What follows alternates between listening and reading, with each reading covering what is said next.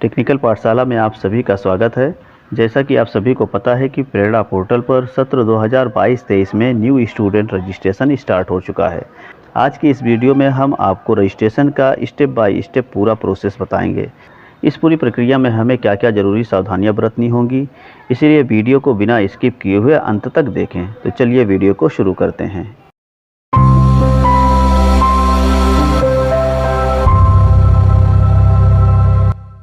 Portal पर login करते ही आपके मोबाइल स्क्रीन पर इस तरह से पेज ओपन होगा और यहाँ पर आप देख सकते हैं जो आपके पिछले सत्र के बच्चे थे जो अगले कक्षा में प्रमोट किए गए थे, वो सारे बच्चों को पहले आपको 1 बाय 1 या तो आपको वेरीफाई करना है या फिर आपको डिलीट करना है। ये प्रक्रिया जब आप पूरी कर लेंगे तभी आप स्टूडेंट का रजिस्ट्रेशन इस सत्र के लिए कर पाएंगे। अब जब आप सारे बच्चों को सफलतापूर्वक वेरीफाई कर लेंगे, सबके नाम के आगे ये लिख कर के आ जाएगा कि छात्रा को सफलतापूर्वक वेरीफाई किया जा चुका है। अगर आपने किसी एक भी छात्र को छोड़ा होगा तो आप नए सत्र 2022-23 में किसी भी बच्चे का रजिस्ट्रेशन नहीं कर पाएंगे। अब यहाँ आप देख सकते हैं जैसे हमारे में 113 बच्चा शो कर रहा है जो पिछले कक्षा से प्रमोट होकर के आए हैं, कक्षा 5 पास आउट बच्चों को निकाल कर। और इस सत्र में अभी एक भी रजिस्ट्रेशन हमने ऑनलाइन नहीं किया है, जो कि एडमिशन हम कुछ बच्चों का कर चुके हैं और हमने 113 बच्चों में से 113 बच्चों को वेरीफाई कर दिया। अब हमारा रिमेनिंग स्टूडेंट 0 है। जब आपका रिमेनिंग स्टूडेंट आपका भी 0 हो जाएगा तभी आप न्यू स्टूडेंट रजिस्ट्रेशन सत्र 2022-23 के लिए कर पाएंगे। अब हम एक बच्चे का स्टूडेंट रजिस्ट्रेशन करके दिखाते हैं। स्टूडेंट रजिस्ट्रेशन करने के लिए हम यहाँ पर स्टूडेंट रजिस्ट्रेशन 2022-23 पर क्लिक करेंगे। नीचे आप ये भी देख सकते हैं कि स्टूडेंट ट्रांसफ़र के बारे में दिया हुआ है। इसके बारे में एक हम सेपरेट वीडियो में बात करेंगे। स्टूडेंट ट्रांसफ़र पहले ये ब्लॉक लेवल की आईडी से होना था, लेकिन अब ये टीचर लॉगिन पर ही ऐड कर दिया गया है। इसके बारे में कंप्लीट डिटेल आप जल्द ही एक अलग वीडियो में देखेंगे। तो अब स्टूडेंट रजिस्ट्रेशन करने के लिए हम स्टूडेंट रजिस्ट्रेशन 2022-23 पर क्लिक करेंगे। जैसे ही क्लिक करेंगे एक पॉपअप आएगा। ये बच्चे के आधार सत्यापन के बारे में एक निर्देश है, इसको आप डाउनलोड करके ध्यानपूर्वक पढ़ लीजिए। उसमें कुछ निर्देश दिए हैं कि क्या क्या डिटेल्स आपको आधार सत्यापन में फिल करना है। अब हम चलते हैं स्टूडेंट रजिस्ट्रेशन के पेज पर। यहाँ पे आपको अपने विद्यालय का नाम दिखेगा। यहाँ पर आप जिस कक्षा में एडमिशन करना चाहते हैं वो कक्षा सेलेक्ट कर लीजिए। जैसे मुझे कक्षा 1 में बच्चे का एडमिशन या रजिस्ट्रेशन करना है, हमने कक्षा 1 सेलेक्ट कर लिया। जैसे आप कक्षा सेलेक्ट करेंगे तो नीचे रजिस्ट्रेशन का पूरा फॉर्म ओपन हो जाएगा, जहाँ पर आपको पहले बच्चे का प्रवेशांक और प्रवेश तिथि फिल करना है। उसके बाद छात्र छात्रा का आधार बना है कि नहीं बना है, उस पर अगर बना है तो हाँ करेंगे। जैसे ही हाँ करेंगे तो बच्चे का आधार के डिटेल्स फिल करने के लिए कहेगा। अगर आप कहते हैं कि आधार नहीं बना है तो आप यहाँ नहीं कर दीजिए। फिर आप बच्चे का नाम और जो भी डिटेल्स है उसको फिल कर दीजिए। लेकिन आगे चल के आपको एक कारण पूछेगा। कारण यदि छात्र छात्रा का आधार नहीं बना है तो आप यहाँ पर सिलेक्ट करेंगे 2 कारणों में से कोई एक कारण। आधार बनने की प्रक्रिया में, यानी वो सेंटर पर जाकर के आधार का इनरोलमेंट करा दिए हैं और उनको एक स्लिप मिल गई है, तो आप इसमें पहले वाला सिलेक्ट करेंगे। जैसे पहले वाला सिलेक्ट करेंगे तो उसी के नीचे इनरोलमेंट नंबर मांगेगा, जो कि उनको एक स्लिप मिलती है, उसी पे लिखा रहता है। अगर उन्होंने अभी इनरोलमेंट नहीं कराया है यानी आधार बनने की प्रक्रिया में नहीं है तो आप यहाँ पर सिलेक्ट कर लीजिए आधार नहीं बना है। उसके बाद आप बाद में जब आधार बनाएंगे तो उसका सत्यापित करना पड़ेगा। अब उसके बाद बाकी डिटेल फिल करके आप इनका रजिस्ट्रेशन कर सकते हैं।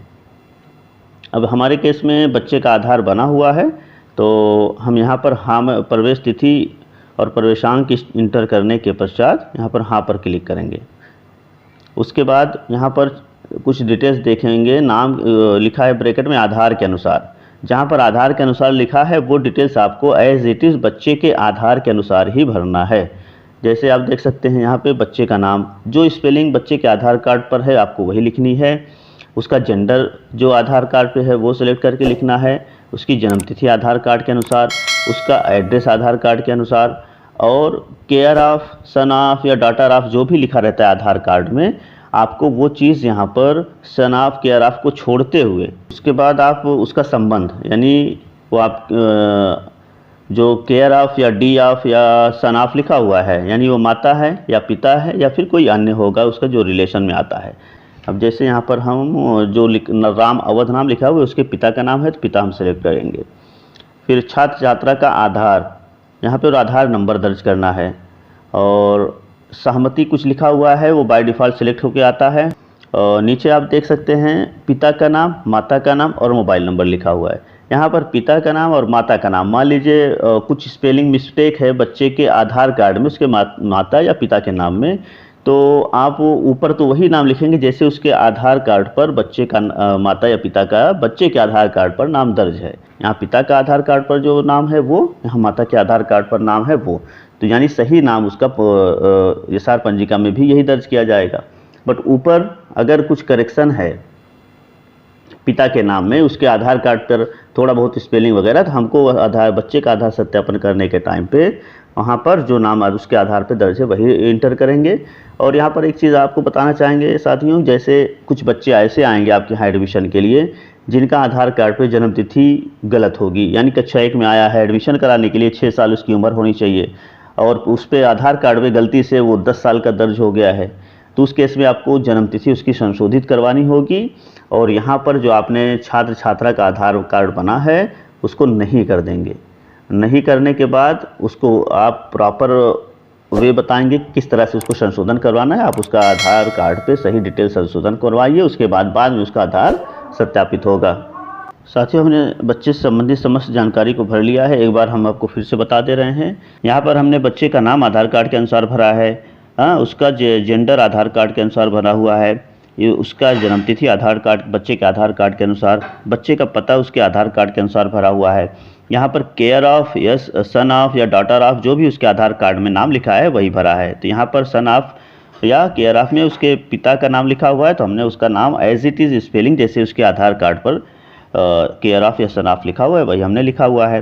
फिर केयर ऑफ या सन ऑफ का उसका बच्चे से रिलेशन क्या है, तो या माता होगा या पिता होगा, किसी किसी केस में अन्य भी हो सकता है। तो अगर माता पिता जीवित है तो वही रहेगा। कभी कभी इन दोनों माता पिता जीवित हैं लेकिन नाम हो सकता है किसी और का भी लिखा हो, तो आप वहाँ पर जो उससे रिलेशन होगा जिसका नाम लिखा रहेगा वही रिलेशन यहाँ पर सिलेक्ट करिएगा ड्रॉप डाउन से, और ड्रॉप डाउन पे इसे टच करेंगे तो बहुत सारे रिलेशन आपको दिखेंगे। और उसके बाद यहाँ पर बच्चे का आधार नंबर हमने लिखा हुआ है और सहमति पर बाय डिफ़ॉल्ट टिक होकर के आ रहा है। अब थोड़ा सा नीचे चलते हैं, यहाँ पर आपको हम क्लियर कर दें, ये जो वो नाम है जो बच्चे का मम्मी का और पिता का सही नाम है, और आप एडमिशन के टाइम बच्चे का आधार कार्ड बनाए तो उसकी कॉपी और साथ में उसके माता और पिता की आधार कार्ड की कॉपी लीजिए ताकि आपको रजिस्ट्रेशन के टाइम पे कोई दिक्कत ना आए। यहाँ पर गार्जियन का मोबाइल नंबर भरना है, और ये नाम जरूरी नहीं कि बच्चे के आधार कार्ड पे जो केयर ऑफ सन ऑफ में हो वही हो, वो आपके गार्जियन के आधार कार्ड के अनुसार ही आप भरिए। नीचे हमने उसका रिलीजन और राशन कार्ड टाइप और कैटेगरी और दिव्यांग की स्टेटस फिलअप कर दिया है। अब हम इसे प्रोसीड टू सेव पर क्लिक करेंगे। साथियों, प्रोसीड टू सेव करने के बाद आपके मोबाइल स्क्रीन पर इस तरह से एक पॉपअप आएगा जिसमें बच्चे का आधार का डिटेल्स दिया होगा, आप उसको ध्यानपूर्वक मिला लीजिए। साथियों, अगर ये पूरा डिटेल्स आपको देखने में दिक्कत हो रही है तो आप यहाँ से अपने इसको डेस्कटॉप मोड में कर लेंगे तो ये फिर जूम होने लगेगा, पूरा आप आराम से देख सकते हैं। अब यहाँ से आप बच्चे की जन्मतिथि उसके आधार से एक बार फिर से वेरीफाई कर लीजिए, और उसका केयर ऑफ का नाम जो उस पर आधार कार्ड पे लिखा है उसको वेरीफाई कर लीजिए। अगर कोई गलती है तो यहाँ आधार की जानकारी बदले पर क्लिक करिए, और अगर सारे डिटेल्स सही है तो आप आधार सत्यापित करे पर क्लिक करें। हमने मिला लिया है, सारा डिटेल सही है। अब हम आधार सत्यापित करे पर क्लिक करेंगे। छात्रों का पंजीकरण सफलतापूर्वक हो गया और छात्र छात्रा का आधार सफलतापूर्वक सत्यापित हो गया है। इसे ओके करेंगे।